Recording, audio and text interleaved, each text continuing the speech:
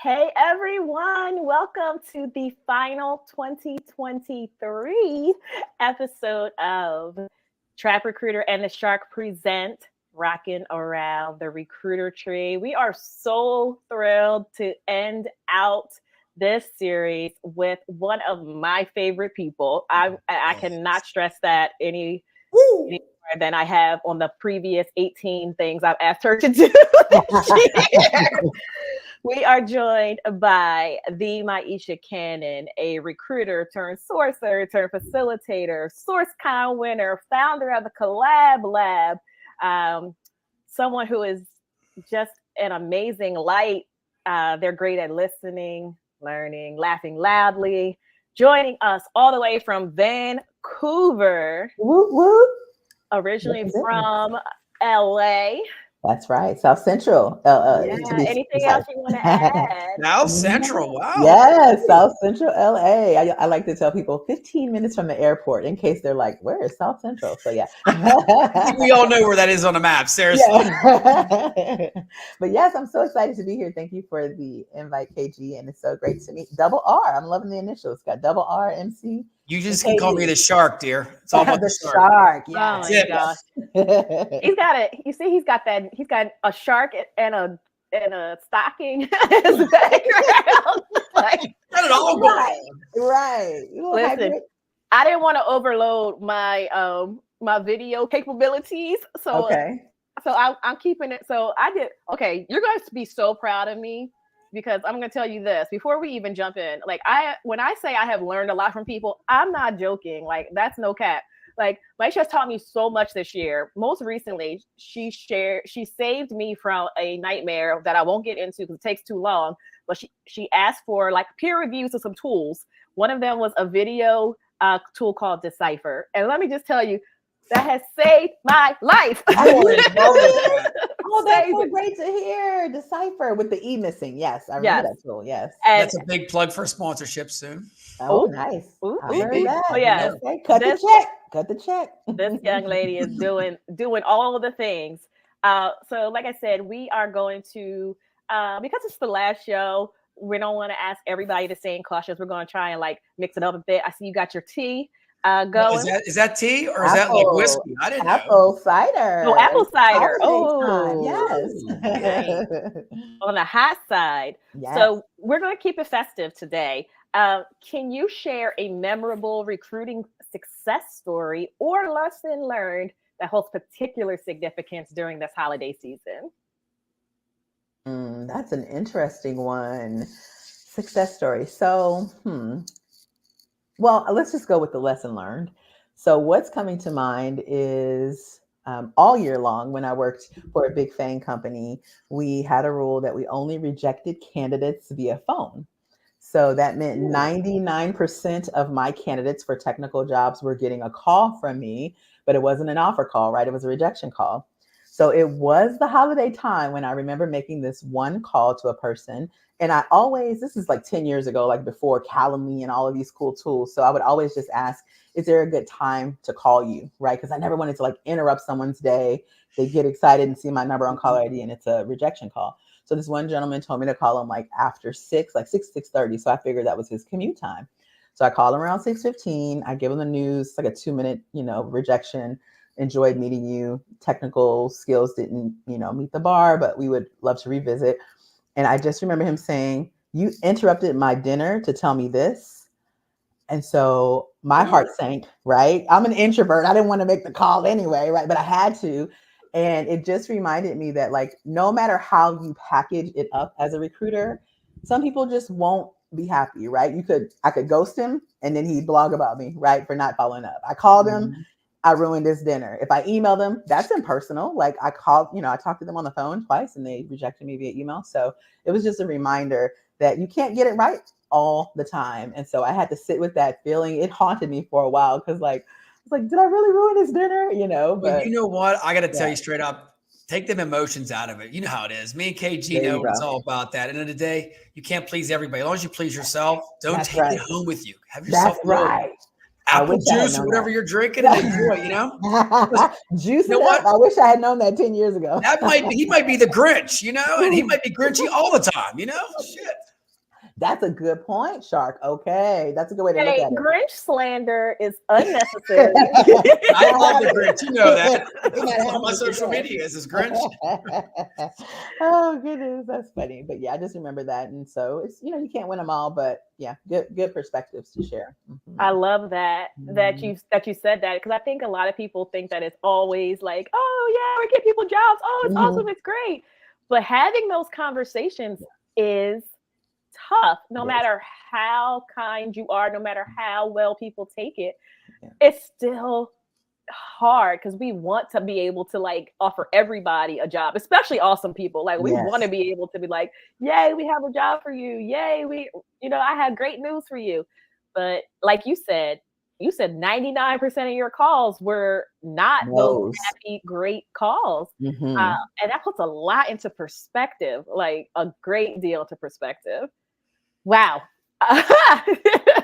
Not to bring us down, but it's a reality okay. It's a reality check. Not bringing us down at all. No. Excuse me. Bless you. Thank you. So thinking about the increased demand during the holiday time, you're getting pulled in every way, personally, professionally. How are you maintaining your work-life balance? That's a struggle for me year round, to be honest. But I think, holidays, it gives us a little bit more grace because we're already anticipating that people will be out, people will have family obligations, people will be traveling. So I think it actually frees me up even more to be more intentional, especially about that Calendly link that we do have now. So I was really careful to make sure that like the 19th next week is the last call of the year. Like I don't want to overwhelm myself and, say yes to everything. So I'm kind of starting with just setting those boundaries, right? Even in your calendaring, in your planning, not taking on too much, not saying yes too quickly, which I often can do, right? But yeah, it's just in that, that grace, I think, that comes with holidays where everybody's more understanding than in February. If you're just like, hey, I'm going to be out for 2 weeks, and people are like, what? We got stuff to do. Yeah, January and February are the months where people just grouchy. Seriously, till St. Patty's Day, I'm not gonna lie. It's like till the leprechaun starts bouncing around and you lucky charms. I mean, there's some sour asses out there in January and February. I ain't gonna lie. That's right. The Grinch ain't got nothing on the February, March types, right? Yeah. But you know why? So the days are still short. So it's still getting dark later. It's cold. Yes. And we haven't had any holidays and it's so long. Like we came off of this season of from October like we can even go back to Labor Day, like Labor Day to October, November, December. Like people are like days off. Yes. And you don't have any of that until May. I mean, you got the Hallmark Day, and who cares about the Hallmark Day, right? It's like right, because a lot of people don't have President's Day off. Oh, right. That's true. So here's another theory. They're getting their credit card bill and they're like, holy shit, Christmas. You be swiping eggnogs right and left for everybody. And they're like, on January 12th, I owe this much money. That could be it. Those deferred payment plans will get you every time. Yeah. Afterpay is going to get that money. That's good. Afterpay is everybody's like, Afterpay is the new layaway. I'm like, absolutely not. Because if you ever laid anything away, you don't get to take that home until it's finished paying for it. Right. Do they still do layaways? I wonder. At stores, do they? I don't think they do. I think the last retailer doing it was like Heels had it back in the day. You guys ever have Heels? No. That's an apartment store? Yeah. No, we don't. We didn't have that. Okay. What region are you in? Outside Pittsburgh. Okay, on East Coast. So you walked in Heels back in the 80s and 90s. I'm dating myself, and there was popcorn, hot dogs. Like they had the refreshment stand. So parents would get their kid a hot dog or the popcorn, and then you would just shop. And they had the best damn toy section ever. Way in the back, we're talking like 12 rows, right before Toys R Us. This shit was long. It sounds like Costco. And they had a slogan: Hills is where the toys are at. Really? Yeah, it was a little elf. Yeah. So that's like Jefferson Ward, and I'm dating myself. Right. So we had Jefferson Ward here on the East Coast. Okay. You had Montgomery Ward or no? Montgomery Ward, Jefferson Ward. I think they're the same company. Okay. But yeah, they had that kind of set up too. And don't you guys miss, I got to tell you, I don't know how old you are, Maisha, but the malls, don't you miss the malls? I mean, I miss walking around at the holidays. No? Okay, she's like, not so much. I miss the mall experience, but again, like even when it was still thriving, like I wasn't a teenager anymore, so I wasn't like going to the mall to hang out. I'm like, of course, like I was going to the mall to shop and having more options. I love that, but now like there is nothing in the mall. There's no stores in the mall. No, every time you walk to the mall now, it's sad. Yes, agree. You know, one store it's always around, Aunt Annie's never goes out. I swear to God, that damn pretzel shop. You smell that through the whole mall, and you're like, I got to get some. That place will never die. That's marketing. That's marketing. But they have two my mall now. They have the standalone store, and then they have the carts now too. They only had the carts back in the day. Now they have the little stores, the kiosk and the stores. I'm not gonna lie, that stuff, man, smells so damn good, doesn't it? Yeah, I'm sure it's not good for us. All right, I'm throwing it to you, Rich. I'm sorry, we got thrown off a bit. A little sidetracked, like we always do. Okay, so for this one, what advice do you have for job seekers navigating the holiday job market? Are there any seasonal adjustments they should be aware of during their job search strategy? And I'll just jump in real quick here. I think job seekers, real quick, we talked about this all week, that you should never stop your job search, even during the holidays. Throw some stuff out there. Don't kill yourself. You want to still have time with your family. But, you know, an hour or two a week, 3 hours, just throw it out there, because first of the year, they're going to be jumping for you. Agree with that for sure. I've heard a couple people say they're going to just take off the rest of the year until January. And I think that's not the right strategy. I agree with the shark on that one. I actually jotted down, be aware of those seasonal trends, right? So understand what industries are ramping up during the holidays, right? So you might have some bustling retail positions, or maybe even healthcare that's just like year-round hiring. And then tailor your applications, right, accordingly. I wrote down networking. So all these holiday parties and gatherings afterwards, network it up, like use those opportunities. Toast that little glass of red wine and cheer it up, right? Right, exactly. Ho, ho, ho, let's do it. Right. You never know where the next opportunity will come from. It may not be a traditional application and interview. It might just be a conversation. Someone says, oh, my husband's hiring for that role, and you interview on the spot and you got an offer. So just network it up for the holidays. And the last thing is just stay persistent and patient. I was just on a call with someone. She's like in week 4 or 5 of her job search.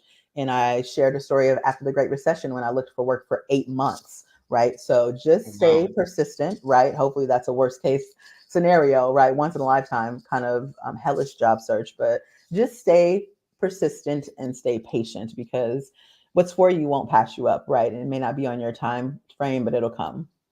Yes, so true. And you know what? Seasonal jobs, me and KG talked about that.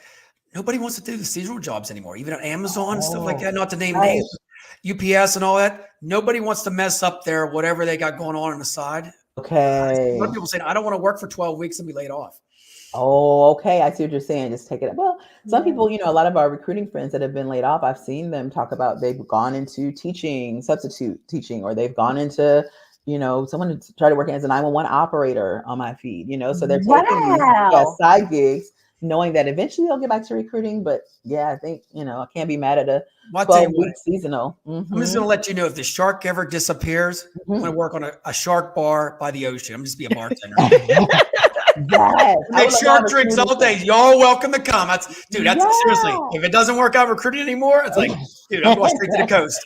Right. I would love to be there with a smoothie stand. Yep. Just open a smoothie stand on the beach and just live it up. One of them days, KG. I'm having a good day today. You know that, right? I can tell. You must have got some extra endorphins in the gym this morning, or you had an extra shot of Death Wish coffee or something. I had another podcast earlier. It was for 1 hour, so now I'm kind of like in that relaxed zone.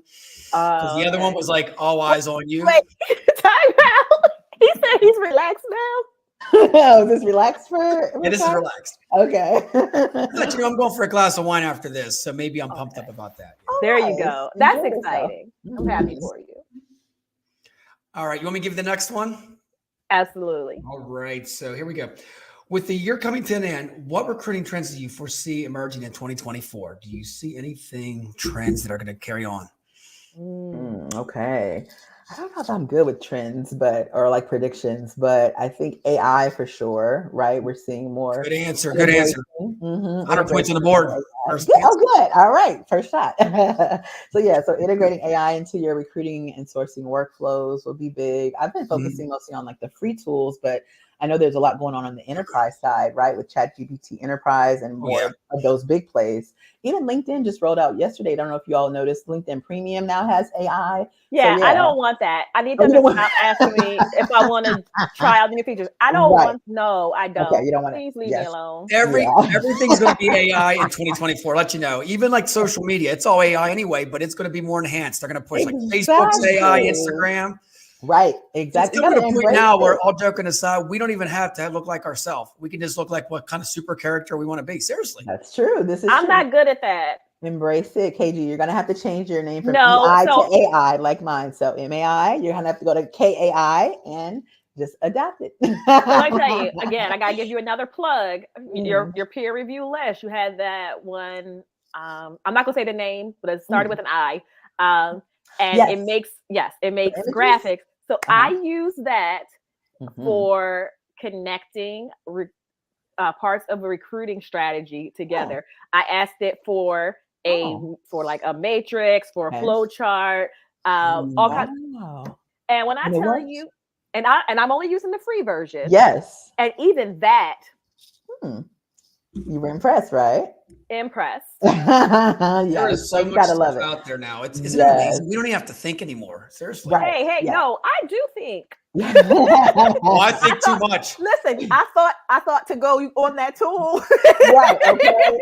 To make it easier. I know if I knew how to upload a background, I just made a background for the occasional wallpaper background in Dolly really quick, but I didn't know how to upload it. But yeah, it's so good. Even for your I think your background looks great. That looks great. What you did. It's just a wall. It's just a wall. Yeah, I thought to do that, and I thought about the prompt to ask to make it to get the best outcome, the best output I could get. So yeah, that's right. And I never copy. I'm not a copy and paste. Okay. I mean, with an image, you can't really do anything with that. But like if I'm using GPT or even when I'm using Decipher, like I definitely edit what comes back to me. Yes, exactly. Craft your first draft with AI. It doesn't have to be, shouldn't be your final for sure. That's right. No, no way, because there's some big words there I can't even pronounce. I'm not going to throw them. Like, man, you're like mumbling and all this other shit, dude. It's one thing. Me and AI will never get along because the stuff I put in there, if I use the voice activation, it's throwing out other crazy shit. Okay. It's not catching it. Okay. I will tell you one thing real quick. I checked I typed in Staffing Shark on ChatGPT and it pulled out 6 paragraphs of high energy. Dude, it was like, seriously, it was these big, nice, cool words that I can use now. No, it was like, wow. I'm like, dude, this I love that for you. On that peg. Yeah. It's kind of scary in a way. It's like, holy cow. If you're not already, you got to make sure you follow Maisha because she's good with the prompts and with introducing tools that you wouldn't necessarily. And her, like, how you like to make images and you like to like the cartoons and you're all about the high energy. Like, Maisha comes up. Like today, you had Drake on your LinkedIn. Yes, a custom image of Drake on LinkedIn, searching for candidates. Yes, I love those tools. So AI for the win, and I hope more remote and flexible work options because we saw this big return to office push with a lot of companies. So I'm hoping we'll see more of this, flexibility, because we need this work-life balance that you talked about earlier. We got to say, I'm going to put one downer here. It's an election year, so we know in election year it's a little crazy. No matter what, companies are like, they don't win to hold them or fold them. We know that, seriously. It's election year, so you're going to have bigger companies. I think there's going to be some more layoffs. I'm just making that prediction because, we're still in uncertain times. Yeah. But you know what? It's kind of fun in a way. It's like AI is coming so fast at us. Seriously, I feel like we're like in a Star Wars movie, don't you? Or Terminator. It's like every day you come out, there's something new. It's like something new. It's wow.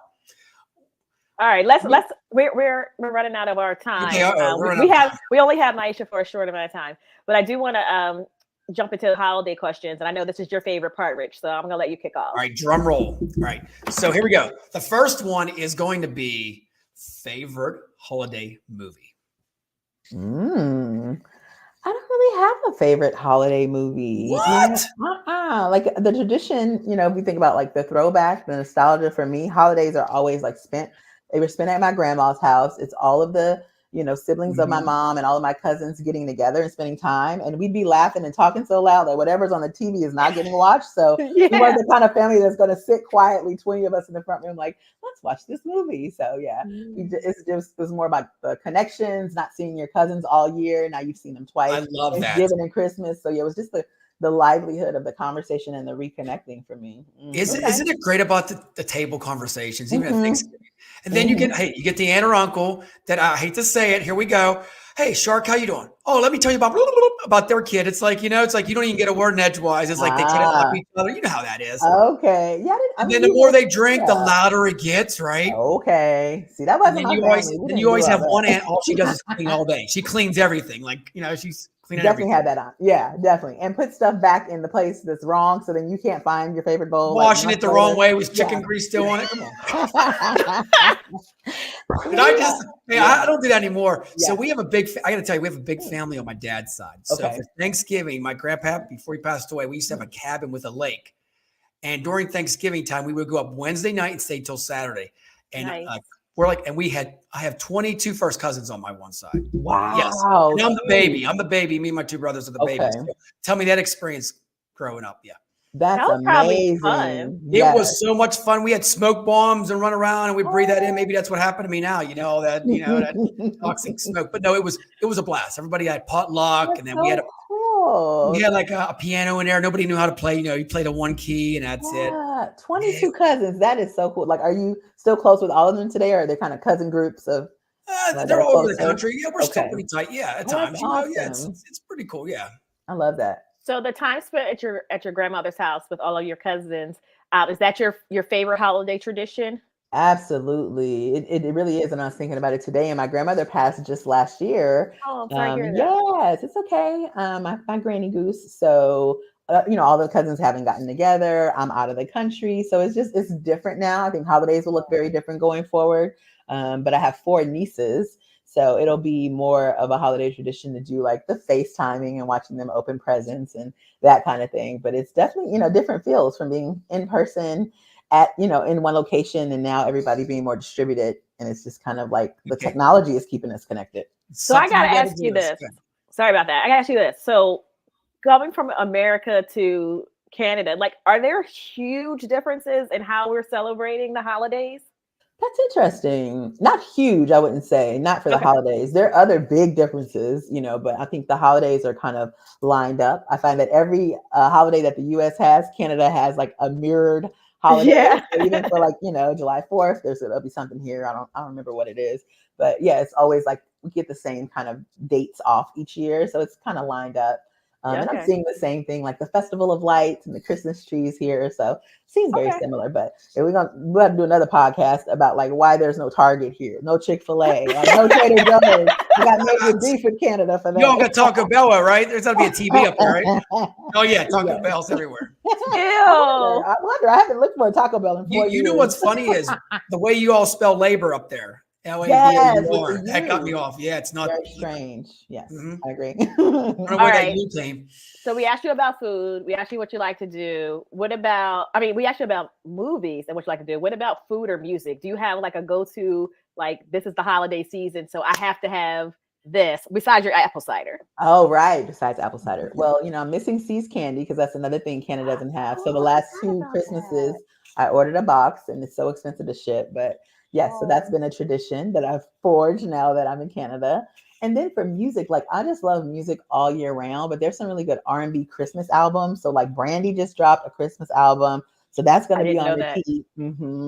SWV has a good one. And then of course, Mariah, right? Mariah, All I Want for Christmas Is You. That kind of marks the season. So yeah, I love to celebrate and kind of get that nostalgia through the music. Did you just say SWV? Sisters yes, Voice? That's right. This is the voice way in back. the house. Yes, we can on the back. Little In Vogue, SWV, yeah. Yes. Well, Ooh, 90s. I love it. Vogue has a Christmas album. They do. Okay, let me tell you something. I feel like all of those are great, but I guess I'm biased because I am from the Philadelphia area, but the Boys to Men. Oh, that's a good one. Oh, yes. Let us know. Very good. I mean, for our lifetime, because nothing is ever going to beat Silent Night by the Temptations. Like, yes.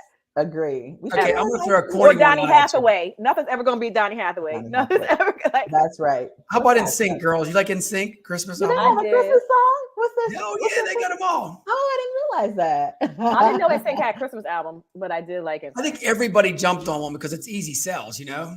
Yeah, guaranteed sales for sure. But yeah, love those good playlists. Good R&B Christmas playlist is always nice. Even Run DMC, right? That's right. They did have like a Mary Hollis Christmas. I posted that. Yeah, I posted that the other day. Just the instrumental part. Oh, nice. Okay, on what? On Twitter or on Instagram? Okay, on IG. Okay, or X, we should say. Twitter is the new X. Yeah. Oh yeah.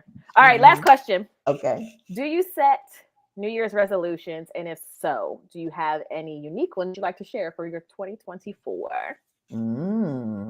So I don't set resolutions anymore because I never could keep them, but I do set intentions now. So I think it happened during this pandemic era when I was just trying to stay sane with everything going on. So now I'll set an intention for the year and set a word or a series of words for the year that I want to just keep in mind. So I don't have mine for 2024 yet, but mine for 2023, I think it was joy pie. So it's joy, peace, intention, and ease. So those are my 4 words this year. Yes, I was like, I don't want to do anything if it's not bringing those qualities in. So it made it easy to say yes to some things and no to others. So yeah, I think my word for this year is going to be happiness. Always. That's last year it was no, but it was no in the trap recruiter way. Next opportunity. Like it was, I love that. Can I steal that? Absolutely. I'll send you. We'll talk another time, and I'll send you some merch. Okay, good. And you got to get the Destiny Shout No song in the background, and yeah. Oh, see, you're doing too much. There we go. Tell folks where they can get in touch with you. Yeah, find me on LinkedIn. Of course, you can go to maishac.com and it'll redirect you to my LinkedIn. Okay. And then work site is trycollablab.com, where I do learning and development programs for talent teams. So find me on the webs. Yes, find her on the webs. Follow her. She has great content on LinkedIn, on the artist formerly known as Twitter. Everywhere you can follow her. Make sure you do it. Reach out to me and Rich. Make sure you're following the Shark. Mary Sharkmas. Okay, I'm gonna steal it. Mary Trapmas. Oh, I like it. Yes, Mary Trapmas. Y'all have snatched the Grinch out of me. Y'all have. She is having some fun. And you know what? She's not even drinking anything right now. You're not drinking any tea or nothing, are you? KG? No, I just finished a kombucha not too long ago, so we're gonna calm down. We're gonna calm down. We're gonna calm down. We're gonna let that get through. So you're going down and I'm going up. Right. You're like that seesaw back in elementary school, right? I'm keeping it level right over here, just sipping on cider. But I love your reindeer ears, by the way. So very cute. This has been amazing. Thanks again to the Shark for putting me on the spot and saying we were going to do another holiday show. No way. Thank you, dear. You're the best. Thanks to all of our guests, Christina Minyard, V. Richardson, Wendy Daly, Josh Rock, and Maisha Cannon. Come back in 2024. So much more in store. Follow the Shark. Follow all of our guests, and we'll see you soon. Thanks, everyone. Happy holidays. Happy holidays, y'all. Happy holidays.